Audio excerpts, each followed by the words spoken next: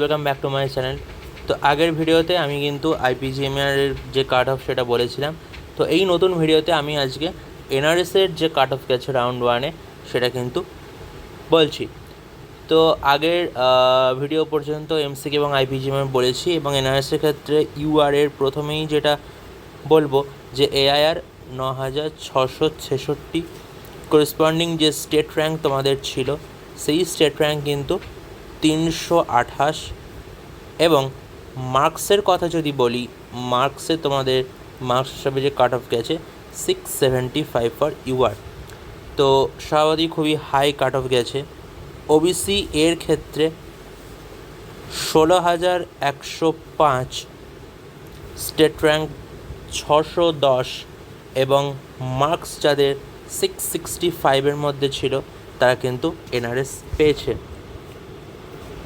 OBC B এর ক্ষেত্রে যাদের এআইআর 16,862, সেম কেস, এবার কিন্তু ওবিসি বি এর কাট অফ ওবিসি এর থেকে হাই, বা যাদের স্টেট র্যাঙ্ক তোমরা দেখতে পাচ্ছ এখানে 655, এবং যে কাট অফ মার্কস 663। ইডাব্লিউএস এর ক্ষেত্রে কিন্তু এখানে স্বাভাবিক খুবই কম কাট অফ, যেহেতু ইডাব্লিউএস এর ক্যান্ডিডেট এবারে খুবই কম। তো 31,872, স্টেট র্যাঙ্ক 1441, এবং মার্কস 644। এসসিদের ক্ষেত্রে অল ইন্ডিয়া র্যাঙ্ক 64,105, এবং করেসপন্ডিং যে স্টেট র্যাঙ্ক 3301 এবং 612 মার্কস। এসটিদের ক্ষেত্রে কিন্তু আবার 3,60,801, 7,341 যে স্টেট র্যাঙ্ক, এবং 407 এটা হচ্ছে তাদের যে মার্কস। তো এইটা হলো কলকাতার যে টপ 3টে মেডিকেল কলেজ আছে, সেই মেডিকেল কলেজের যে রাউন্ড ওয়ানের কাট অফ সেটা কিন্তু আমি এই ভিডিও অবধি বললাম।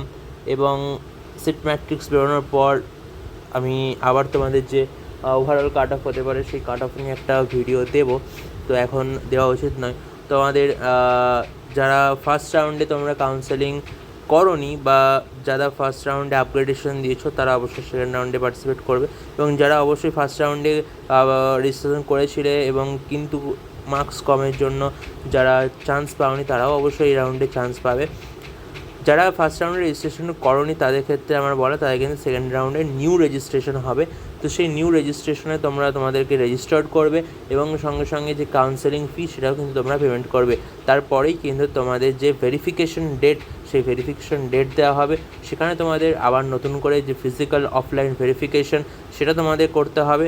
সেখানে ভেরিফাই হওয়ার পর তোমাদের কিন্তু চয়েস ফিলিং এবং চয়েস লকিং করতে হবে। এরপর যদি তোমাদের নামে ইনস্টিটিউট অ্যালট হয় তোমাদের র্যাঙ্ক অনুযায়ী, তাহলে তবেই কিন্তু তোমাদের সেখানে অ্যালটমেন্ট তোমরা পাবে।